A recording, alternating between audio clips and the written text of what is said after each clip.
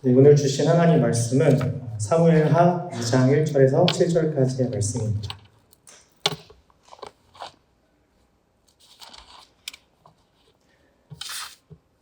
구약성경 사무엘하 2장 1절에서 7절까지의 말씀입니다. 제가 가진 성경책은 구약성경 464페이지 안에 있습니다. 사무엘하 2장 1절에서 7절까지의 말씀을 제가 대신 봉독해 드리도록 하겠습니다. 그 후에 다윗이 여호와께 여쭈어 아뢰되 내가 유다 한 성읍으로 올라가리이까 여호와께서 이르시되 올라가라. 다윗이 아뢰되 어디로 가리이까 이르시되 헤브론으로 갈지니라. 다윗이 그의 두 아내 이스라엘 여인 아히노암과 갈멜 사람 나발의 아내였던 아히가일을 데리고 그리로 올라갈 때 또 자기와 함께한 추종자들과 그들의 가족들을 다윗이 다 데리고 올라가서 헤브론 각 성읍에 살게 하니라. 유다 사람들이 와서 거기서 다윗에게 기름을 부어 유다 족속의 왕으로 삼았더라. 어떤 사람이 다윗에게 말하여 이르되 사울을 장사한 사람은 길르앗 야베스 사람들이니이다 하매 다윗이 길르앗 야베스 사람들에게 전령들을 보내 그들에게 이르되 너희가 너희 주 사울에게 이처럼 은혜를 베풀어 그를 장사하였으니 여호와께 복을 받을지어다. 너희가 이 일을 하였으니 이제 여호와께서 은혜와 진리로 너희에게 베푸시기를 원하고 나도 이 선한 일을 너희에게 갚으리니 이제 너희는 손을 강하게 하고 담대히 할지어다. 너희 주 사울이 죽었고 또 유다 족속이 내게 기름을 부어 그들의 왕으로 삼았음이니라 하니라. 아멘. 네, 이스라엘의 초대 왕이었던 사울이 죽었습니다. 사무엘하는 사울 왕의 죽음으로 시작한다고 우리 지난주부터 말씀을 좀 나누고 있고요. 이 사울 왕의 죽음은 당연히 다윗이 이스라엘의 두 번째 왕이 될 차례가 되었다는 그런 뜻이기도 합니다. 그런데 이 사무엘하 말씀은 이렇게 하나님께 기름 부음 받은 다윗이 왕이 되는 사실 당연한 과정, 이 당연한 과정 자체마저 순탄하지 않았음을 기록하고 있는데요. 우리 8절 이하, 오늘 우리가 읽지 않았지만 8절 이하의 내용들을 쭉 보면 죽은 왕, 사울의 군 사령관, 넬의 아들 아브넬이라는 사람이 이 사울의 아들인 이스보셋을 데리고 마하나임으로 건너가는 내용이 나오고요. 그렇게 이스라엘 여러 12지파 중에 유다 지파를 제외한 이스라엘의 남은 모든 지파, 11개 지파가 다윗이 아닌 이 이스보셋이라는 사람을 왕으로 삼습니다. 다윗은 그렇게 딱 한 지파 남은 유다 지파를 통해서, 유다 족속을 통해서 왕이 됩니다. 그리고 오늘 본문에 나오는 길르앗 야베스 사람들이 이 사울 왕, 죽은 사울 왕과 요나단의 장례를 잘 치루어졌다는 소식을 듣고 그곳에 사람을 보내 그들과 가까이 지내고자 하는 어떤 제스처를 취합니다. 그냥 여러분 이렇게 말씀 오늘 읽으시면 되게 그냥 이렇게 성경에 나올 법한 그런 언어들, 이렇게 복을 빌어주고 그랬나 보다 싶으시겠지만 여러분 사실 오늘 본문의 배경은 굉장히 인간적인, 좀 부정적인 의미로서 인간적인 그 사울의 면모를 볼 수 있는 서막이 되는 대목이기도 합니다. 여러분 다윗은 하나님께 기름 부음을 받았습니다. 그러나 뜻밖에도 다윗은 부름받은 삶의 많은 과정을 이렇게 탄압에 의한 도망자 신세를 져야 했고요. 보시다시피 왕이 되는 당연한 과정 또한 쉽지 않습니다. 사울이 좀 특이한 사람이라 이렇게 다윗에게 독보적인 어떤 방해자인 줄만 알았는데 사울이라는 산을 넘으니 더 커다란 골짜기, 이제 이스라엘 전체가 다윗을 정치적으로, 그러니까 실제적으로 왕으로 인정해 주기까지, 실제로 다윗이 왕이 되기까지 꽤 오랜 시간이 걸려야 했던 다윗의 삶이었다는 것을 우리가 말씀을 통해서 확인할 수 있습니다. 그렇게 다윗은 서서히 꼬이기 시작합니다. 여러분, 골리앗을 물리치고 이스라엘을 구해냈던 소년입니다. 그런 사람인데 그게 사실 지금 무슨 상관이에요? 하나님께 택함받은 자녀라는 타이틀과는 전혀 걸맞지 않은 이제 삶의 행태들을 다윗이 조금씩 보이기 시작합니다. 오늘 본문이 그렇거든요. 좀처럼 납득하기 어려운 행보를 다윗이 계속 보이는데 유다로 올라가서 유다 족속들에 의해서 다윗이 왕이 된다고 그랬죠. 그런데 그렇게 기름을 받는데 문제는 사무엘상 말씀에 사무엘상 30장 26절 이하에 보면 블레셋의 시글락이라는 곳에 다윗에게 또 정착을 하게 되는 그런 때가 있거든요. 그때 망명 생활을 하는 과정이었는데 그때 이제 조그만 공격들을 다윗이 공격해서 얻은 전리품들을 유다에 있는 여러 성읍에 보내는 이야기가 사무엘상에 등장합니다. 이 내용이 왜 나오냐면 말하자면 좀 정치적인 입지를 다지기 위한 어떤 빌드업을 하고 있었다는 사실을 이 사무엘상은 기록을 하고 있는 거거든요. 그렇게 오늘 여러분 굉장히 좀 낯설고 처음 들어보셨을 수 있겠지만 이 길르앗 야베스 사람들에게 그러니까 길르앗 야베스에 있는 사람들에게 자신의 전령을 보내요. 여러분 길르앗 야베스 사람들에 대한 배경이 좀 필요하겠죠. 이 사람들은 어떤 사람들이냐면요. 일전에 이방 족속인 암몬 족속의 침략을 받아서 이 족속 자체가 지금 전멸하게 될 위기에 처하게 됩니다. 근데 그 당시 이스라엘 초대 왕이었던 사울 왕이 이 길르앗 야베스 사람들을 도와줘요. 그래서 그 도움을 받아서 암몬 족속의 전투로부터 승리하게 되는 그런 기억을 가지고 있는 족속이거든요.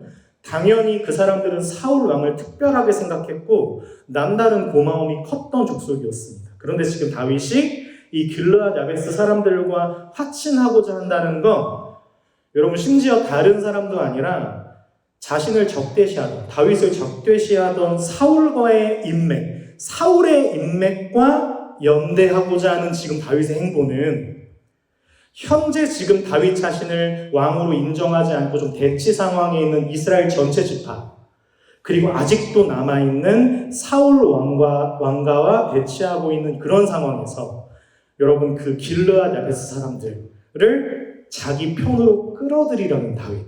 그러니까 목적과 의도가 굉장히 분명한 지금 정치적인 어떤 스탠스를 취하고 있다는 것을 여러분들이 먼저 아셔야 합니다. 여러분 지금 혹시 지난주에도 오셨다면 두 번째 다윗의 설교를 듣고 계시겠지만 지금 저 앞에 있는 젊은 목사가 약간 다윗을 억가하고 있는 건 아니신가? 이렇게 좀 여러분 말씀을 들으실 때 이런 생각 좀 하실 수도 있으실 것 같아요. 그런데 여러분 이와 같이 지금 다윗에 대한 객관적인 평가를 사실은 제가 아니라 성경이 낱낱이 서술하고 있는 데는 분명한 이유가 있습니다. 여러분 기독교 신앙의 핵심을 뭐라고 생각하십니까? 우리 신앙의 핵심이 뭐죠? 기독교 신앙의 핵심은 하나님의 은혜입니다.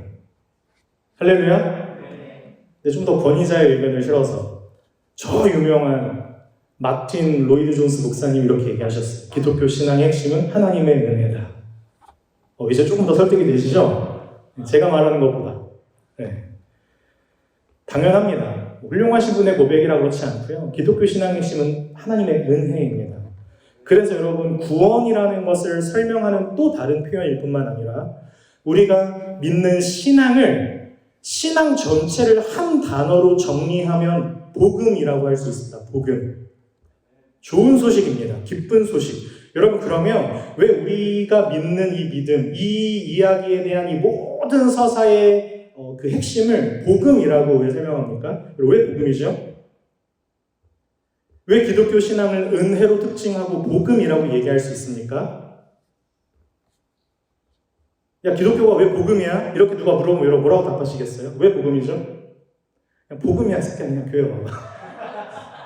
몰라, 나도 몰라. 교회에서 복음이래. 여러분, 우리 모든 죄인들. 여러분, 성경은 늘 다 죄인이라고 하죠. 우리 모든 죄인들. 자격이 없는 정도가 아니고요. 죽을 수밖에 없던 존재도 아니고요. 저는 이렇게 항상 강조하고 싶어요. 죽을 수밖에 없는 우리를 살려주셔서는 저는 조금은 엇나간 표현이라고 생각해요. 죽을 수밖에 없는 게 아니고요. 다 죽었던 죄인들이죠.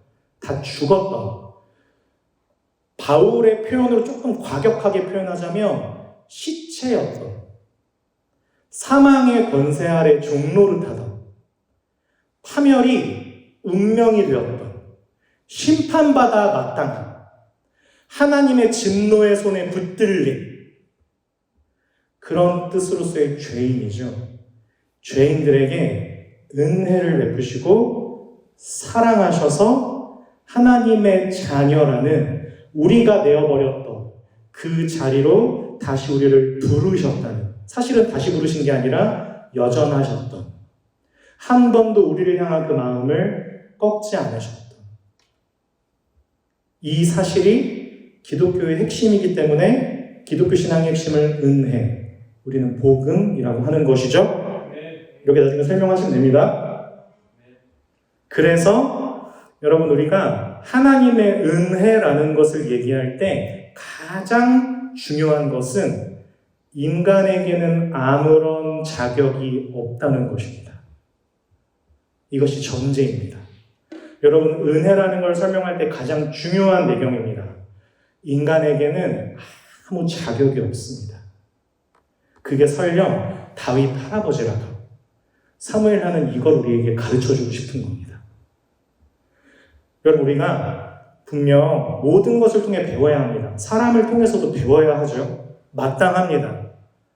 그런데 여러분, 성경을 통한 배움과 통찰, 성경을 통한 깨달음과 또 실제적인 적용을 위한 우리 도입훈련과 연습은 사실은 등장인물에 대한 치열한 관찰보다도 그 사람을 다루시고 그 사람을 키우시고 그 사람을 먹이시고 입히시며 세워 그 사람을 통해 일하시는 하나님을 바라보는 시선과 관점의 배움이어야 합니다. 그렇게 다윗을 바라보는 눈이 우리 모두에게 필요합니다. 그래야 진정 성경이 말씀하고 있는 소망이라는 것이 무엇인지, 생명이 무엇인지, 그 복음의 진정한 가치가 무엇인지를 우리가 제대로 소화해내며 건강해질 수 있습니다. 사람은 아무것도 아니다, 이런 구태의연한 주장을 하고 싶은 게 아니고요. 여러분, 우리에게 필요한 분은 하나님이십니다. 그렇게 다윗의 손가락이 아니라 그 다윗의 손가락이 가리키고 있는 그곳을 따라가 보면 좋겠습니다. 우리 구약 성경 한번 찾아볼까요? 시편 51편을 함께 성경책으로 찾아주시면 감사하겠습니다.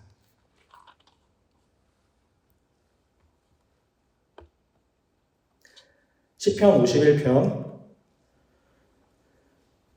여러분 찾으시면 요즘 보통 성경책에는 사실 다 이 제목이 나와 있을 거거든요. 시편 제목이 나와 있는 것처럼 이것은 다윗의 시고요. 다윗이 밧세바라는 아내가 아니었던 여자와 불륜을 한 후에 선지자 나단이 그에게 찾아오고 나서 지은 시가 시편 51편입니다.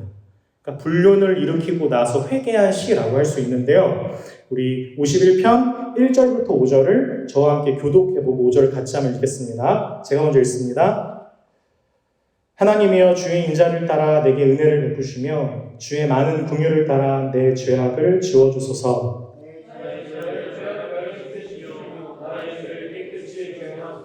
물은 나는 내 죄과를 아오니 내 죄가 항상 내 앞에 있나이다. 악을 행하였사오니 주께서 말씀하실 때에 의롭지 않고 주께서 심판하실 때에 순전하시다 하리. 함께 읽습니다. 내가 죄악 중에서 출생하였으며 어머니가 죄 중에서 나를 잉태하였나이다. 아멘. 여러분, 회개의 시입니다. 근데 여러분, 이 시는요, 여러분도 계속 설교를 통해서 또 배우시고 들으시겠지만 굉장히 중요하고 특별한 시입니다. 왜냐하면 여기 지금 다윗이 회개하고 고백하고 있는 가장 중요한 요지는 내가 잘못한, 내가 범죄한 어떤 사건에 대한 반성이 아니기 때문입니다.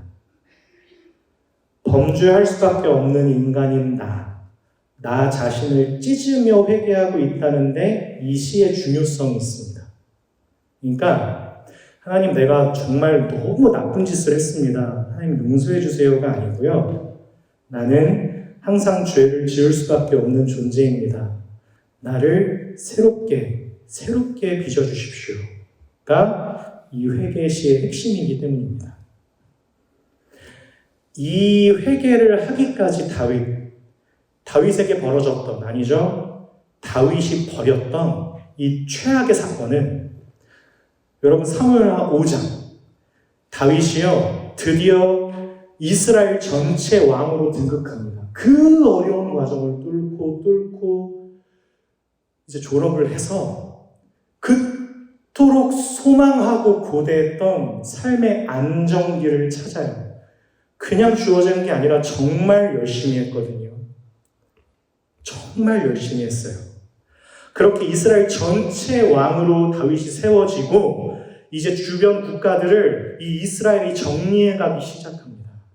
그렇게 튼튼하고 안정적인 내 앞길을, 나의 환경을, 나의 주변을 하나하나 세워가고 있는 내용. 그렇게 이스라엘의 왕권뿐만이 아니라 다윗 자신의 자존감을 다 확보하고 난 후 사무엘하 11장에 가서 저질렀던 최악의 사건입니다. 그리고 그렇게 해서 다윗은 정말 완전히 박살나고요. 그렇게 해서 다윗 인생의 가장 중요한 분기점, 가장 중요한 고백을 하나님 앞에 하게 되는 것. 그것이 51편의 시입니다. 다윗 자신은 죄밖에 저지를 수 없는 존재이고 다윗 나 자신은 그 죄라는 발판 위에 언제나 나는 서 있다. 이걸 시적 표현으로 나는 죄악 중에서 태어났고 내 엄마의 죄 중에서 출생했다. 이런 표현을 하는 것입니다. 하나님의 말씀은 살아있고 활력이 있어 좌우의 날선 어떤 검보다도 예리하여 혼과 영과 및 관절과 골수를 찔러 쪼개기까지 하며 마음의 생각과 뜻을 명확히 판단받는 깨달음이었습니다. 여러분, 하나님이 다윗과 함께 계셨습니다. 그렇게 우리는 다윗의 삶을 정리해 볼 때 이렇게 두 가지 커다란 기둥을 세워놓고 다윗을 바라볼 수 있어야 합니다. 그 첫 번째 기둥은 이호야를 막론하고 골리앗을 물리치며 뱉었던 고백이 다윗 인생에서 또 중요한 고백입니다. 뭐라고 고백하죠? 너는 칼과 창과 단창으로 내게 나아오거니와 나는 네가 모욕하는 만군의 주 여호와의 이름으로 너에게 간다. 여러분, 이건 다윗의 전평생의 가장 중요한 고백 중에 하나입니다. 그리고 오늘 시편 51편, 23편도 아니고요, 51편. 나는 죄악 중에 출생했습니다. 나는 죄밖에 지을 수 없는 존재입니다. 이 두 가지 기둥을 세워놓고 다윗을 이해해 가야 합니다. 그리고 우리를 이해해 가야 합니다. 그렇게 성경이 말씀하고 계신 또 말씀하고자 하시는 바를 우리가 추출해내고 해석해낼 수 있어야 합니다. 우리의 삶을 통해서 말입니다. 여러분, 다시 말씀드리지만 밧세바 사건은 다윗 인생에 좀 철부지일 때, 하나님에 대한 이해가 좀 부족하고 아직 철딱선이 없을 때 벌어지는 얘기가 아니고요. 다윗 인생 한참 뒤에 벌어지는 사건입니다. 근데 재미있는 건 그 사건을 기준으로 다윗 생애 앞에 모든 기록들을 다시 다 재조명해야 한다는 것입니다. 여러분, 쉽게 말하면 골리앗을 물리치고 자기의 과정들 속에 자기가 할 수 있는 최선과 노력을 다해 자신의 삶을 세워나가는, 그렇게 경이롭고 또 장렬하고 통쾌하고 영광스러우리라 만큼 하나님과 함께 동행하는 그 다윗의 고백, 그리고 그 다윗 자신은 밧세바 사건을 찍어놓고 다시 정리해 가야 하는 삶입니다.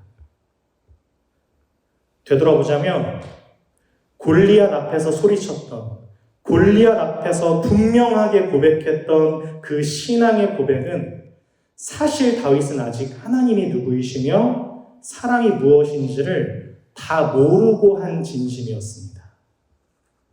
지난주에 삶이란 앞을 보며 나아가지만 뒤를 돌아볼 때 그것을 이해하게 된다는 쉐렌 키에르케고르의 고백이 좀 이해가 될 수 있는 대목이기도 합니다. 여러분, 저는 다윗을 깎아내릴 생각이 추호도 없습니다. 전 다윗의 고백을 의심하지도 않습니다. 다윗의 노래와 믿음을 우습게 생각한 적도 한 번도 없습니다. 그러나 우리는 다윗을 통해 지금 우리가 아는 하나님, 우리가 고백하는 신앙을 우리가 알기 시작한 순간부터 제대로 담아내기까지 아주 많은 과정, 그리고 채워야 하는 분명한 내용이 있다는 것을 여러분 성경의 기록과 가르침을 따라 이해하고 해석해야 합니다. 여러분 그렇게 우리는 성경을 보아야 합니다. 성경 속에서, 우리 인생 속에서 성경을 들어야 합니다. 말씀이 가리키는 대목에 손을 짚으며 우리 삶의 밑줄을 그으며 따라 읽어야 합니다. 그래야 여러분, 저와 여러분은 비로소 내 안에 담긴 진정한 소원, 기쁨, 자유, 의미, 이유를 여러분 찾아내기 시작할 수 있기 때문입니다. 성경이 아니면 아무도 찾을 수 없습니다. 여기 잠깐 다윗을 세워두고 다윗과 좀 비슷한 행보를 보였던 좋은 동역자를 제가 한 명 더 소개하고 싶습니다. 제가 또 좋아해서 설교도 계속했었던 우리 베드로 선생님이십니다. 여러분 베드로는 가이사랴 빌립보라는 곳에서 예수님의 이 촌철살인과도 같았던 질문, 얘들아 너희는 나를 누구라 하느냐 할 때 베드로가 이런 고백을 합니다.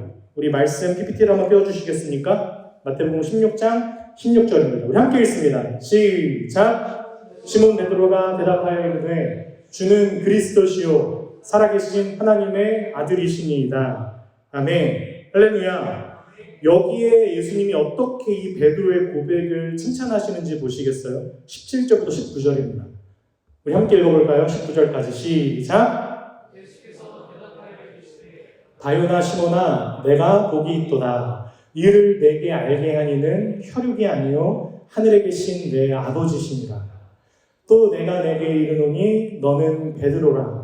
내가 이 반석 위에 내 교회를 세우리니 음부의 권세가 이기지 못하리라.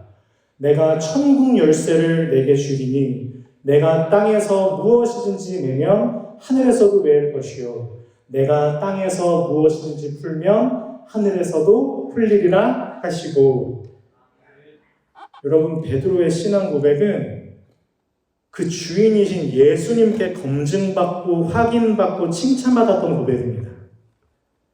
그런데요, 제가 위로를 받는 건 바로 뒤이어 베드로가 댕처럼 두드러 맞는다는 거거든요. 16장 23절 한번 띄워주시겠습니까? 예수께서 돌이키시며 베드로에게 이르시되 사탄아 내 뒤로 물러가라. 너는 나를 넘어지게 하는 자로다. 네가 하나님의 일을 생각하지 아니하고 도리어 사람의 일을 생각하는도다 하시고. 여러분 공동체에서 여러분 어떤 리더가 만약 여러분한테 너 지금 하는 거 사탄 짓이야 이런 만약에 얘기를 들으면 여러분 어떠실 것 같아요? 아니면 여러분 교회 목사님이나 전도사님이 여러분 앉혀놓고 잘못했어 나도 알아 근데 야 너 그 사탄 짓이야 사탄 짓 나가. 여러분 그런데요 지금 예수님이요 조금 왔다 갔다 하시는 분은 아니시잖아요. 근데 뭐라고 해요? 사탄아 내 뒤로 물러가라. 너는 하나님 일을 생각하지 않고 사람 일을 생각해. 사탄아.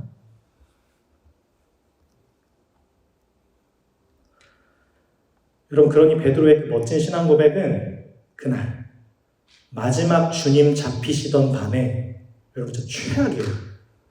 예수님을 모른다고 3번 부인하는 현실을 맞닥뜨린 시작을 알린 인생 콘티의 인트로였습니다. 주는 그리스도시요 살아계신 하나님의 아들이십니다. 이제 뭐 고백도 무서워서 못하겠죠? 여러분 질문해보고 싶어요. 베드로가 뭘 잘못했습니까? 뭘 잘못 고백했습니까? 여러분 베드로가 예배를 허투루 드렸습니까? 여러분 예수님께서 기뻐하신 그 노래를 누가 의심할 수 있어요? 고백이 잘못됐습니까? 어떤 신학적 이해가 부족했습니까? 여러분 베드로의 신앙 고백은 정말 건강하고 훌륭했습니다. 진실할 뿐만 아니라 바르고 정확했습니다. 그런데요 그렇게 고백한 것을 가지고 그의 삶의 과정이 바르고 진실되게 살아가도록 하는 것과는 좀 다른 문제였습니다. 그러니까 믿음이 갑자기 없어진 게 아니고요. 하나님을 몰라서 그런 게 아니라고요. 베드로의 생애에는 조금 숨겨져 있어. 성경에는 베드로의 생애가 구체적으로 낱낱이 묘사되어 있지는 사실 않기 때문에 어느 날 갑자기 멀쩡해져서 베드로 전서를 막 쓰잖아요. 근데 이 간극을 설명해주는 소중한 친구가 여러분 그래서 다윗입니다. 여러분 다윗의 삶을 보면 베드로의 고백과 견줄 만한 신앙 선언을 심지어 골리앗 앞에서 선언했지만 그의 전 생애에 걸쳐 다윗이 했던 신앙 고백, 그로 인한 승리의 추억과 영광으로는 다 해결되지 않는 또 다른 현실을 만났을 때 다윗은 아주 깊은 저 밑으로 추락합니다. 그리고 자기가 시편에서도 그렇게 얘기하듯 그 사망의 골짜기에서는 아무도 그를 도와줄 수 없었습니다.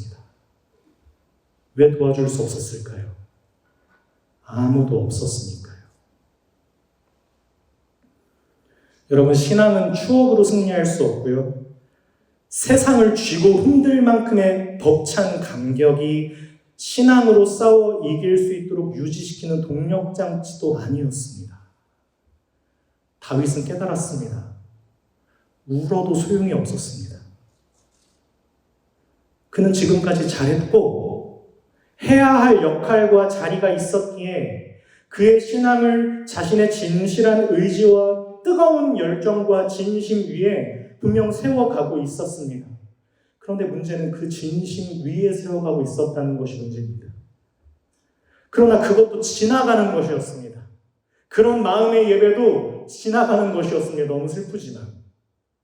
그렇게 그 모든 신념, 자기가 정말 결단하며 고백했던 신념을 스스로 짓밟는 최악의 악 앞에서는 정말 할 수 있는 것이 아무것도 없었습니다. 하나 있었습니다. 더러운 자기 자신을 마주보는 일. 그거 하나는 할 수 있었습니다. 그러니 사랑하는 여러분, 이 기록이 이 정경, 이 성경에 담겨 있다는 것이 얼마나 소망이 되는 것인지요. 인간으로서는 하지 말았어야 할. 여러분, 밧세바 사건의 가장 중요한 의미가 여기에 있습니다. 다윗으로 하여금 우리가 가진 믿음, 우리 모든 소망과 소원에 대한 답은 하나님만이 허락해 주실 수 있다는 것을 다윗이 드러내고 있기 때문입니다. 여러분, 저와 여러분의 신앙 또한 하나님을 향한 어떤 진실한 뜨거움, 설명하기는 좀 어렵지만 정말 하나님만은 알아주셨으면 할 나의 소중한 진심 위에 우리의 믿음이 서 있는 경우가 사실 아주 많습니다. 그래서 우리는 여러분 많은 경우에 내가 지금 무언가 틀렸다는 생각을 하기가 굉장히 어렵습니다. 왜요? 그럴 만한 이유가 있으니까요. 죄를 짓고 싶어서 짓는다기보다 이유가 있고 사연이 있으니까요. 말씀의 지적과 교정이 도무지 받아들여지지 않는 상태가 사실 우리 안에 더더욱 강화되기도 합니다. 그러니 신앙을 이렇게 고백하는 자리나 대목에서는 신앙이라는 개념 자체를 우리가 이렇게 이해해야 하고, 신앙이라는 건 이런 거지, 믿음이라는 건 이런 거지, 이런 대입이 좀 가능하지만 삶을 살아내는 문제에 있어서는 이 신앙을 어떻게 대입하며 살아야 하는지 사실 잘 이해하지 못한 채로 사는 경우가 일반입니다. 선택권은 나에게 있다고 생각하니까요. 여러분, 오늘 본문 보시면요, 다윗은 유다에 올라가기 전에 저녁 기도에 참여하기도 하거든요. 사무엘하 2장 1절 한번 띄워주시겠습니까? 그 후에 다윗이 여호와께 여쭈어 아뢰되 내가 유다 한 성읍으로 올라가리이까 여호와께서 이르시되 올라가라. 다윗이 아뢰되 어디로 가리이까 이르시되 헤브론으로 갈지니라. 여러분, 사실 근데요, 이전에 시글락에 갈 때는 다윗이 기도한 내용은 안 나오거든요. 사무엘상에는 이상해요.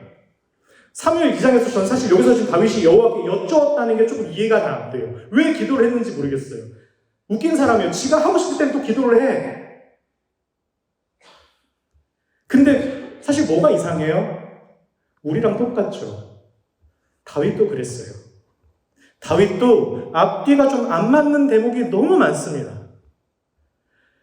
그런데 참으로 신기한 건 하나님이 그의 곁길을, 그의 걸음을 향방 없이 내어두지 않으신다는 것이 참 신기합니다. 여러분, 다윗의 그래도 얼마 안 남은 순전함, 순수함이 싹을 틔우기 시작한 건 아니라 그의 진실함을 지켜주셨던 것은 하나님이셨습니다. 그렇게 하나님이 나단을 보내주십니다. 다윗은 거기에서도 하나님을 만납니다. 그러니 다윗이 골리앗 앞에 섰을 때, 예배의 어떤 영광의 자리에 섰을 때, 무대에 섰을 때, 역할과 자리를 감당해야 되는 어떤 그 임무가 주어졌을 때, 어린 나이에도 서스람 없이 그 모든 자리에서 벌벌 떨고 있는 모든 이스라엘의 군대 앞에 작은 거인이 되어 소리쳤던 그 자리, 그 걸음의 시작은 여러분, 다윗의 진실성, 다윗의 순수한 믿음에 근거하고 있는 내러티브가 아닙니다. 믿으면 이긴다 하는 저 세상도 얼마든지 우리에게 확인시켜 줄 수 있는 극적인 서사의 결론으로 저는 성경을 마주하길 원하지 않습니다. 여러분, 다윗이 골리앗 앞에 섰을 때는요, 하나님이 다윗을 통해 이 일을 시작하셨다는 것을 여러분 볼 수 있어야 합니다. 그렇게 여러분, 지금 우리의 삶을 들여다보아야 합니다. 하나님이 시작하셔서 펼쳐지고 계신 여러분의 현실이십니다. 이것이 여러분의 신앙 내러티브입니다. 여러분, 하나님이 펼쳐가고 계십니다. 하나님도 실수를 하셔서 미처 다 계산하지 못한 곳을 여러분이 한 조각 한 조각 메꾸어야 하는 그런 싸움이 아닙니다. 다윗의 전생애에 걸쳐 고백만 그럴듯했지 그 숱한 타협들과 정말 추하고 죄스러웠던 그 모든 과정들에도 불구하고 다윗은 하나님의 은혜 안에서 내버려지지 않습니다. 하나님은 그가 원하는 대로 그를 내버려두지 않으십니다. 다윗은 이 사실을 물맷돌을 들고 있는 자리에서는 확인할 수 없었습니다. 마음 먹은 대로, 내가 계획한 대로, 기도할 수 있을 때는 기도를 하고, 급박할 때는 나름대로의 계산을 하여 정치적인 스탠스를 취하는 순발력을 발휘하고, 내가 마음먹은 대로 내 삶을 핸들링하는 그 자리에서 확인할 수 없었습니다. 스스로 자유할 수 없었습니다. 여러분, 이게 우리의 자리입니다. 그 모든 것이 발가벗겨진 본래 죄인된 한복판에서 바라보게 된 고백. 아, 나에게는 답이 없구나. 정말 내가 했던 게 아니구나.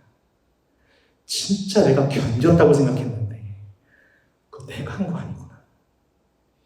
아, 진짜 그게 중요한 게 아니었구나. 이게 나구나. 나는 아무것도 모르는 사람이구나. 나에게 정말 하나님 필요하구나. 하나님께서 만들어 주셔야 하는구나. 이것이 다윗의 고백, 구원의 노래입니다. 우리에게 은혜가 필요합니다. 그렇게 그 은혜의 고백을 담아 사는 사람을 성경은 그리스도인이라고 부릅니다. 우리는 스스로 신앙적인 어떤 실패나 부족함을 여러분 다 경험하실 때마다 나 자신에 대해 너무 결벽적인 자기 검열을 통해 그 실패와 부족함을 너무 절망으로 붙잡는 느낌으로 가질 때가 많습니다.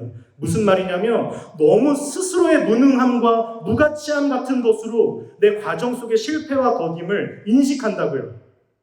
그래서 그걸 반복하기 시작하고 반복되면 교회도 안 간다니까요. 1년이 지나고 2년이 지나고 교회를 안 간다고요. 갈 수가 없죠. 그러나 아닙니다. 그것은 정당하고 당연합니다. 다윗이 그랬던 것처럼 우리는 우리의 신앙 고백이 우리 스스로의 다짐이나 털어내는 결단, 아니야, 나 해볼 수 있어, 스스로 세뇌시키는 자기 주도적 학습으로 유지되는 것이 아니라는 사실을 분명하게 경험해야 합니다. 여러분, 이 고백이 왜 잘못됐습니까? 나 믿음으로 해볼 수 있어. 이 고백 자체가 잘못됐다는 게 아니고요. 그게 기초가 될 수는 없어야 한다는 것입니다.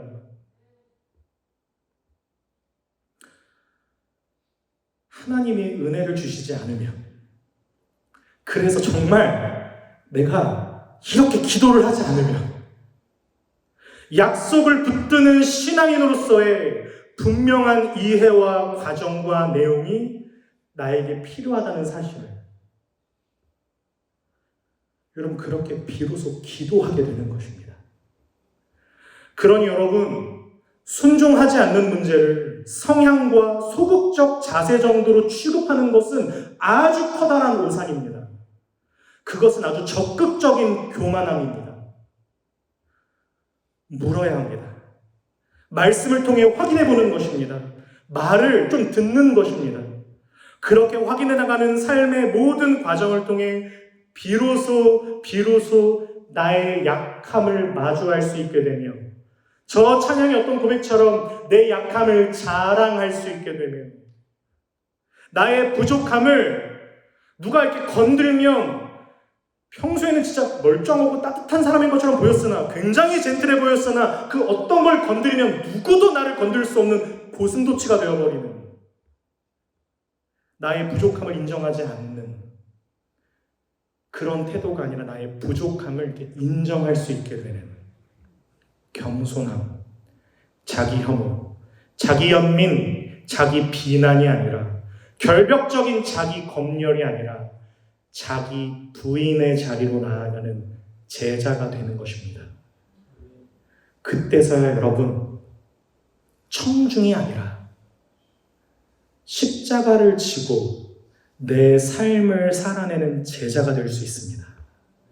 세상 한복판에서도 자신의 인생을 마주하며 나 자신을 부끄러워하지 않는, 그렇게 어느 찬양팀의 고백처럼 하나님을 자랑하는 삶이 될 수 있는 것입니다. 그래서 여러분, 이 기초를 나에게서, 아니면 어떤 우리가 본받아야 할 어떤 사람에게서 하나님으로 바꾸어가는 작업이 우리에게 너무나도 필요합니다. 저는 그걸 정말 가장 중요하게 생각합니다. 여러분, 우리 하나님께로 가야 합니다. 짧은 이 세상 속에서 누릴 수 있는 다양한 스펙트럼의 가치보다 하나님의 영원하심, 그 거룩하심을 맛보아야 합니다. 그 약속 위에, 그 말씀 위에 우리의 고백이 신앙이 되어봐야 합니다. 여러분, 나사렛 대학교라는 울타리 안에서 펼쳐가고 계신, 지금도 여러분의 삶을 시작하셔서 펼쳐가고 계신 하나님의 손길을 보셔야 합니다. 삶은 개념이나 가치관의 문제로 끝나지 않습니다. 좋은 가치관, 속도보다 방향이 중요하다고요? 맞죠? 근데 방향을 안다고 뭘 잘 살던가요? 다 말놀이 아닙니까, 사실? 개념이나 가치관을 이해하고 정리하는 문제로 삶은 끝나지 않습니다. 그것이 담기는 현실성이 없다면 사실 아무 소용이 없습니다. 우리 얼마든지 거짓말하고 살아갈 수 있습니다. 여러분, 이 물건을 오른손으로 잡을지 왼손으로 잡을지, 어떤 게 더 유용하고 편하고 지금 즉각적으로 필요한지 생각해보는 것이 불필요한 과정은 아닙니다. 그러나 그런 생각만으로는 아무것도 할 수 없습니다. 손가락을 펴서 잡아야 합니다. 잡는 연습이 필요합니다. 여러분, 그렇게 여러분이 속한 공동체, 그리고 교회, 여러분 그 안에서 멀쩡해 보이는 사람이 실상 그렇지 않다는 것도 배우셔야 하고요. 본인이 가지고 있는, 또 깨닫고 있는 좋은 이상이 실천과 순종의 자리까지 나아가는데 얼마나 거리가 먼가, 이것도 배우셔야 하고요. 우리의 사랑이라는 게, 그 알량한 사랑이 얼마나 지속력이 짧은지도 여러분 배우셔야 합니다. 여기에 들어오셔서 여러분 그렇게 배우고 계신 것입니다. 여러분 학생이시니 배우셔야 합니다. 저 세상에서는 외면해버리면 그만인, 무시해버리면 그만인 그 인간관계와 어떤 일들을 신앙을 가진 청년이기 때문에 사실 나도 똑같지만 다만 부정해버리고 외면해버릴 수 없는 관계로 묶어버리셔서 세상에서라면 극복하지 못하여 내버려뒀을 관계와 일들을 부름받은 인생으로 해결해가고 넘어가는 자리까지 나아가 보셔야 합니다. 익명의 자리에서는 숨길 수 있지만 실명의 자리에서는 부정할 수 없는 여러분의 현실을 신앙으로 붙드는 생각으로 이걸 여기서 봐야 될까 저기서 봐야 될까 너무 지적 희열만 이렇게 막 쌓아가지 마시고 부둥켜 안고 잡아보는 연습이 필요합니다. 삶입니다. 그러니 여러분이 지금 느끼고 계신 신앙을 고민하게 하는 여러분 부정적인 모든 일들과 사람들은 여러분에게 일어났어야 하는 일들이 맞습니다. 그 일이 아니었다면, 그 사람이 아니었다면 여러분은 자기 세뇌 비슷한 자기 신념 위에 신앙의 탑을 쌓아 올리며 스스로를 갉아먹는 불쌍한 죄인으로 스스로를 감추고 속이며 살아가는 존재로 사실 계속 구멍이 난 채로 망가져갔을 가능성이 크기 때문입니다. 남들이 볼 때는 열심을 내지만 스스로는 아무런 만족이 없는 공허한 존재가 될 수밖에 없는 것입니다.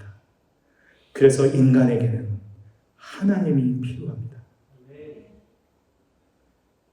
그래서 하나님이 그렇게 두지 않으시는 인생, 다윗이 여기에 있습니다. 하나님은 지금 저와 여러분처럼 다윗을 그렇게 내버려두지 않으셨습니다. 버리지 않으시는 하나님. 여러분 이것이 은혜입니다. 자랑과 정죄가 양극으로 치달아 있는 이 현대사회 신앙생활의 관계 속에서도 다 자랑 아니면 다 정죄하잖아요. 양극으로 치달아 있는 우리 신앙 현실 안에 하나님이 은혜를 담고 계십니다. 여러분 하나님은 알고 계십니다. 나에게 무엇이 필요한지, 여러분에게 무엇이 필요한지 아버지 하나님은 정말 알고 계십니다. 그렇게 우리가 오늘 함께 예배드릴 수 있게 되었습니다. 여러분 이 자리에 우리가 함께 서 있는 것, 아니 이것이야말로 우리를 붙들고 놓지 않으시겠다는 은혜의 증거가 아니라면 무엇입니까? 우리 저 피 묻은 발 앞으로 우리 그분께로 나아갑시다. 하나님은 우리를 정말 사랑하십니다. 우리 시간 함께 기도드리길 원하는데요.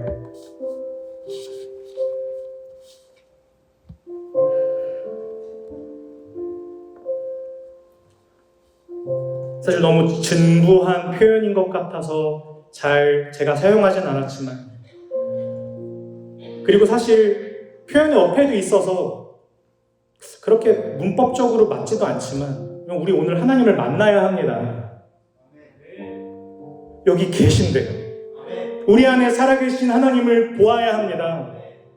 여러분 예수님을 만난다는 것은 예수님이 구원자시다는 것을 아는 문제가 아닙니다. 예수님을 내가 진실로 필요로 하고 있는, 예수님의 필요성을 실존적인 차원에서 고백하는 내 처지, 내 상태를 깊이 인식하고 있는 것, 여러분 이것이 예수님을 만나는 것입니다. 여러분 그래서 성경은 언제나 예수님을 만나는 문제, 그리고 예수님 만난 사람들에게 언제나 예수님 이런 말씀, 죄사함의 문제로 예수님은 향하시는 것입니다.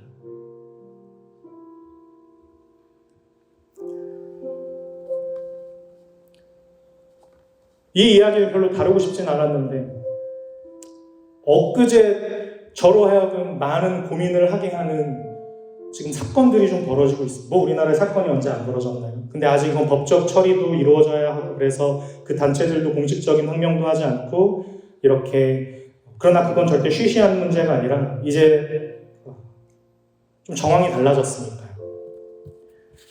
제가 알고 있는 우리나라의 정말 귀감이 되고 기준이 되는 정말 큰 두 개의 사역팀 안에 한 사역팀에는 한 목사님이 한 사역팀에는 정말 저도 너무 좋아하는 기타리스트가 뭐 아직 이유는 알 수 없지만 정확히 알 수 없지만 저에게 좀 데이터가 있지만 너무 커다란 문제로 인해서 그 팀에서 제명이 됐다는 것을 좀 엊그제 좀 알게 되었습니다. 여러분 다 아시는 분들이라 이제 뭐 수면 위로 드러날 거기 때문에 지금도 막 뜨거운 감자입니다. 너무너무 속상하고 슬프지만 또 두렵고 사실 지금 잘 모르겠습니다.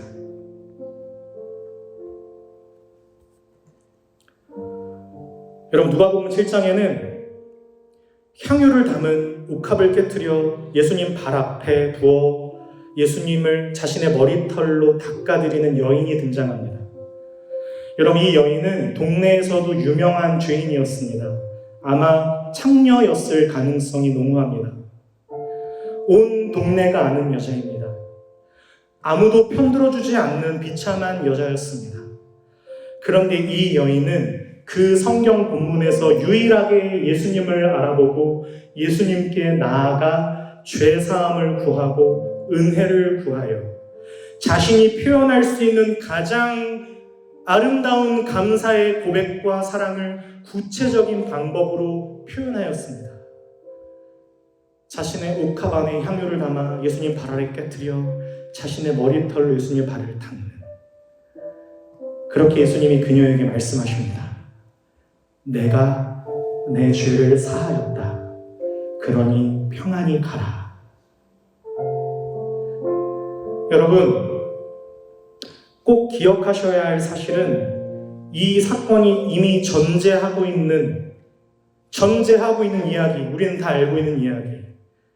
예수님께서 우리를 죄로부터 구원하시기 위하여 십자가를 지시고 부활하사 죄인들로 하여금 당신을 머리로 하는 그의 몸된 교회로 부르실 것입니다. 하나님의 나라를 시작하시며 실현시키신 것 같이 이제 당신으로 말미암은 당신의 자녀들, 하나님의 다스림과 왕대신 통치 아래로 부름받는 그의 백성들, 그 모임을 통하여 이 세상 속에서 하나님 나라의 구체적인 실제를 드러내시고 완성하실 것입니다. 오직 예수 그리스도로 말미암아 생명으로 사는 자들의 모임, 무엇입니까? 저와 여러분, 교회입니다. 여러분 부르셨습니다. 여러분을 부르셨습니다. 여러분 어떻게 대답하시겠습니까? 이 학교에 채플팀이 있다면 왜 필요합니까? 그럼 어떤 찬양팀이 필요합니까? 그렇게 그 일을 지금도 감당하고 있게 하신다면 무슨 연유입니까? 여러분 이 깨어진 세상에는 어떤 사람이 도대체 필요합니까? 그 답을 우리 이렇게 고백할 수 있어야겠습니다. 이 여인같이 하나님을 사랑하는 자가 아니겠습니까? 여러분 나사렛 대학교에는 하나님의 사람이 필요합니다. 어떤 창조적인 대안책을 제시할 수 있는, 불붙는 논쟁들 속에서도 적시한 발언을 할 수 있는, 아니요, 오늘도 살아계신 하나님의 말씀을 맛보고, 오늘도 살아계신 하나님의 손을 만지고, 오늘도 살아계신 하나님의 피 묻은 발을 붙들 수 있는 하나님의 사람이 필요합니다. 그 사람이어야 합니다. 사랑하는 나사렛 대학교 여러분, 그 고백을 담아내는 과정과 싸움을 여러분 이 과정들 속에서 배우고 고백할 수 없다면 여러분 얼마나 안타깝고 부끄러운 우리의 열심입니까? 그러나 그 과정 속에 내딛고 있는 여러분의 아주 사소하고 평범한 걸음이라면 그 얼마나 위대하고 아름다운 예배가 될 수 있는 것입니까? 우리 전단지를 만들어서 복음을 전하고 있다는 귀한 청년을 축복합니다. 하나님은 그 일을 통해서가 아니라 우리 귀한 청년을 통해서 일하고 계심을 바라보며 낙심하지 않고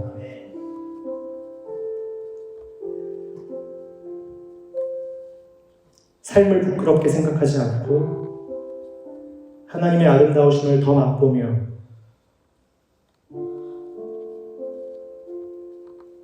그렇게 작은 쪽지를 전할 수 있는 믿음의 딸이 되기를 축복합니다.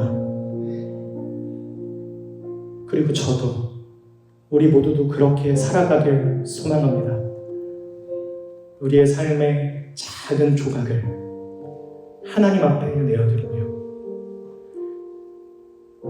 하나님의 나라를 기뻐하고 소망하는 우리 사랑하는 나사렛 모든 예배자들이 되기를 주님의 이름으로 축원합니다. 제가 잠시 기도하도록 하겠습니다.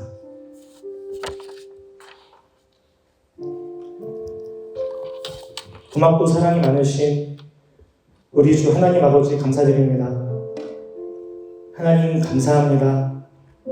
나 같은 것을 하나님 불러주시고 세워주셔서 거룩하신 하나님의 이름을 높이며 예배드리고 하나님을 찬양하고 하나님의 말씀을 들을 수 있는 하나님의 자녀 삼아주신 은혜 감사와 찬양을 올려드립니다.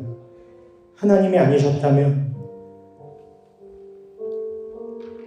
하나님 짐승처럼 쓰러져서 인생의 한 구석과 한 켠을 지금도 방황하고 겉돌고 있을 나인데 나를 짐승처럼 내버려두지 않으시고 나를 비굴한 자로 그대로 깨트리지 않으시고 도리어 당신을 깨트리셔서 당신 자신을 나에게 부어 이전 것은 지나갔으니 보라 새 것이 되었다 말씀하시는 그 아버지의 부르심과 보내심을 받은 거룩한 하나님의 자녀로 삼아주신 은혜가 이 시간 하나님 앞에 예배하며 하나님 앞에 엎드려 간구하는 우리 고백의 가장 큰 기쁨과 감사의 이유가 되게 하여 주시옵소서. 하나님 부끄럽지만 하나님을 부끄러워하지 않습니다. 그러니 내 삶도 부끄러워하지 않겠습니다.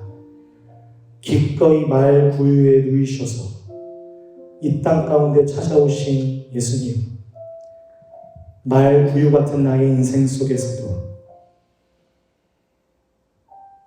부름받은 삶의 자리를 임마누엘 하나님과 동행하며 기쁨으로 살아낼 수 있는 우리 나사렛 대학교 모든 귀한 학생들 다 되게 하여 주시옵소서. 예수님의 이름으로 기도드립니다.